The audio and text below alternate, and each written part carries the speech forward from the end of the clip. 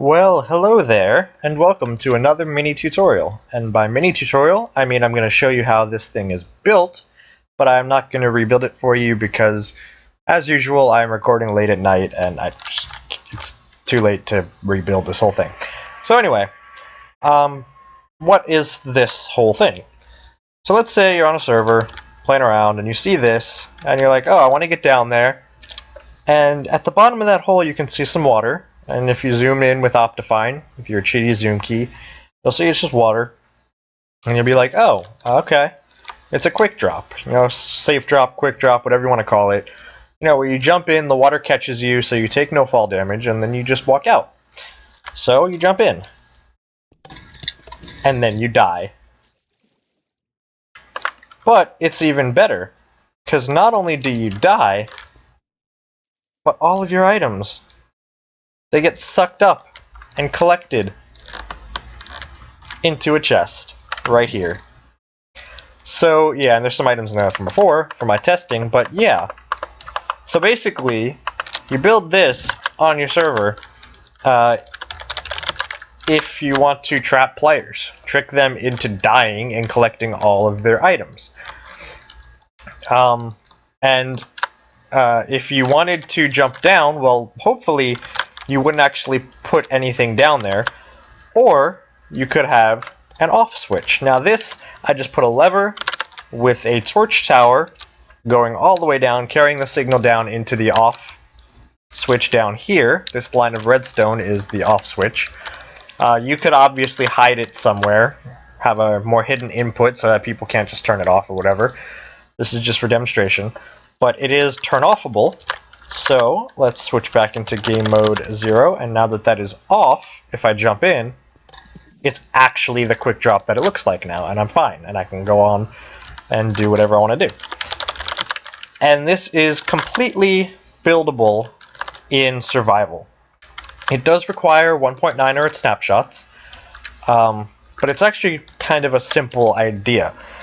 So the way this works is you have an armor stand here with Frostwalker 2 boots. Frostwalker is a new enchantment in 1.9, and it means that if you are on the same level as water, or I guess if water is one block below you, and you're standing on solid ground, the water will turn into solid. It'll turn into what's called frost, which is like ice, but it melts faster, basically. And importantly, it's solid, and more importantly is it works if you put it on an armor stand that's moving as well. Now, Frostwalker 2 has an increased range. It has a radius of 2. I believe that is necessary because the water here is 2 blocks away. Otherwise, you'd have to put it right next to it and it would be visible. And Frostwalker, of all levels, is a treasure enchantment, meaning you can't use an enchanting table to get it. You have to find it either through villager trades or dungeon loot, so you're going to have to go exploring for it. But once you find yourself a pair of Frostwalker boots, basically, this is all you have to do. So you have your quick drop here, which is set up just like a normal quick drop. You just have a slab on the bottom. So you put slabs on the bottom because underneath is your hopper, which just leads, if I can show you here, it just leads directly into that chest, which you will collect from. And that's really simple. But in order to allow the hopper to collect the player's drops, you need half slabs. Because if it's a full block here, the hopper won't pull through it. So you put a half slab here, and then just half slabs on the side, just to make it look even, so that if you look at it from the top, it doesn't look suspicious. You put some water there with a sign over here to hold it back, and then you are going to need these to be obsidian. Technically, you only need this one and the corner pieces here to be obsidian, but just so that if someone's looking down and they see the obsidian, it looks like it's a design choice. You just put it all around. It doesn't have to be obsidian, it just has to be an immovable block, so it can be furnaces or droppers or the like. I think obsidian just looks better because it is the only one that's actually a block and not an inventory. But yeah, so this is the basic thing. And then up here, you put a tripwire hook. Now, I haven't done any testing with the times and how far away the tripwire hook has to be, but just put the tripwire hook a good distance away so that all of your machinery in the back has time to fire from the time the tripwire is hooked before you actually land on the water. Because what's going to happen is, when someone hits up the tripwire hook, it's just going to trigger these pistons with slime blocks, which is just going to push this armor stand back and forth. And when that happens, this armor stand will be moving, and it will move right in range of that water, and the Frostwalker enchantment on the boots will freeze the water into a solid just before the player hits the ground, and so they will hit the ice instead of the water, and they will die. And then the torch there is just to make sure, and when I say torch there, I'm talking about this one. This torch is just to make sure there's enough light in here to melt the frost quickly. It's probably not necessary. If this is open, there'll be light coming in. And honestly, I'm not sure if frost even needs light to melt or if it just melts on its own. But just to be safe, I put a torch there to give it enough light to melt the frost. So when the player dies, all of their drops will go in here.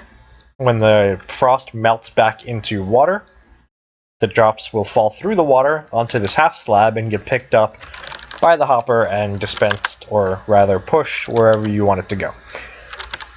And so the basic idea of how this works is that you have that tripwire connected to this block and this block, and you take a redstone signal out from it, and something's broken here.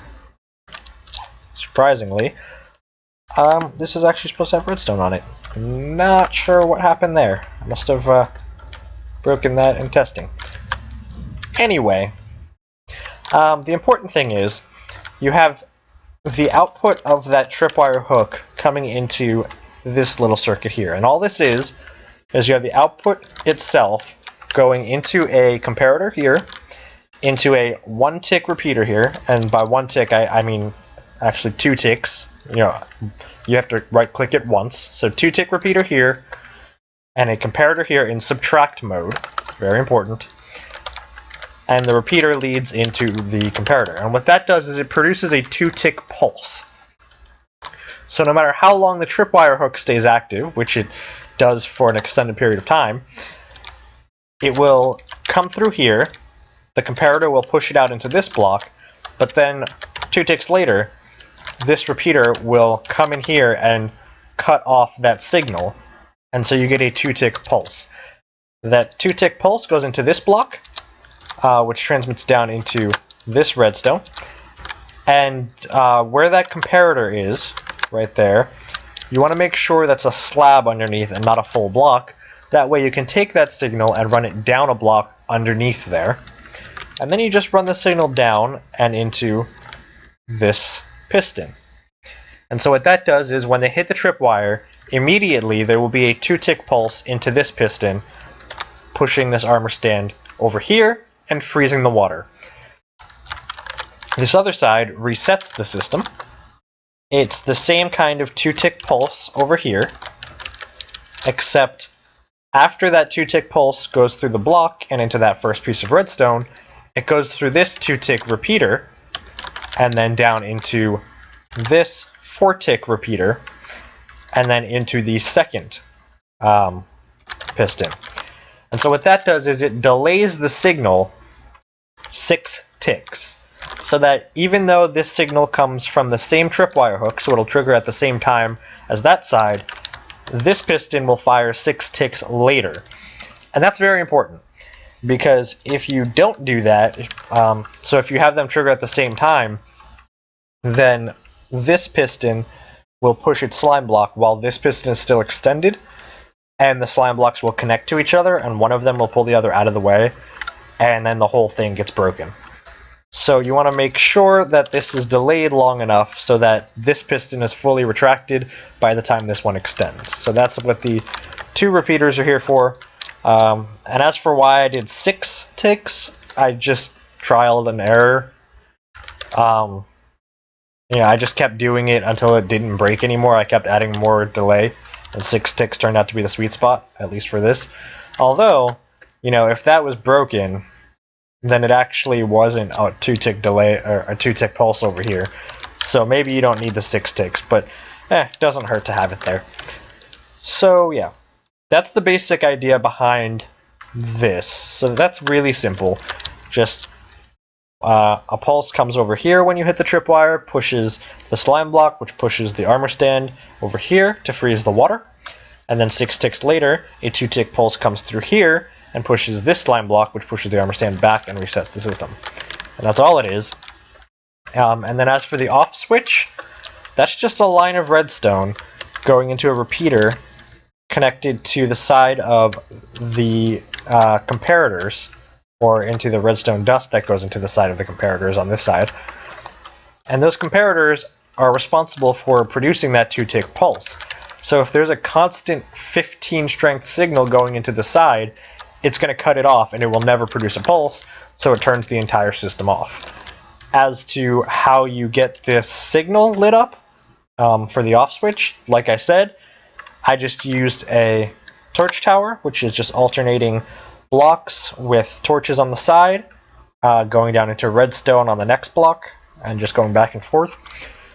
And then I just put a lever on top.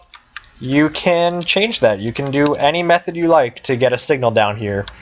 As long as these 2 repeaters get lit up, your system will be off, and that will become a safe quick drop.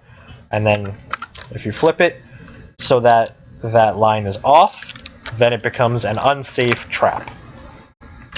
So yeah, this is one way to make what looks like a safe drop on your server, but actually will kill your players on your server and collect their drops for you, so you don't even have to be around. Their items won't despawn, you'll just have all of them. Yeah, so that's cool. Now, one thing to note is that because it uses a tripwire, it will trigger with items and other entities falling through as well, not just players. So if your players are suspicious of you, your opponents, I should say. Oops, I didn't mean to do that. So if your opponents are suspicious of you on the server, and they think, oh, well, there might actually be something here that could hurt me, they could just throw an item down.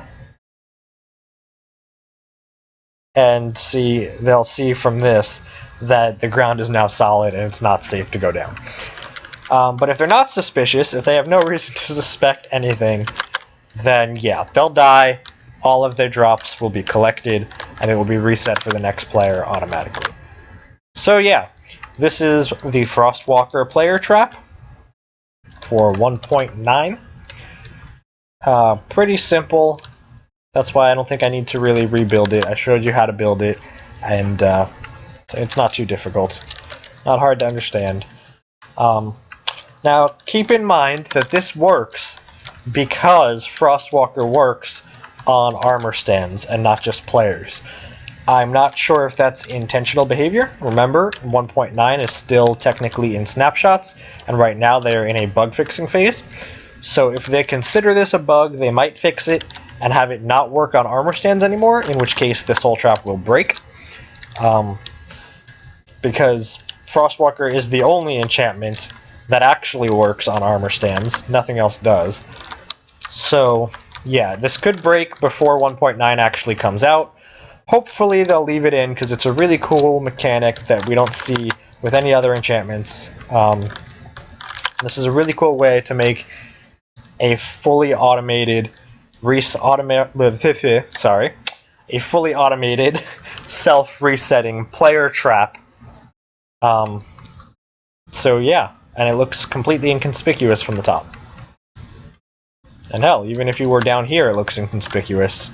You don't notice anything, and of course you just block off the sides, but you put a wall there anyway, right? So yeah. So that is the trap. Or did I press the wrong button? So until next time, keep killing players.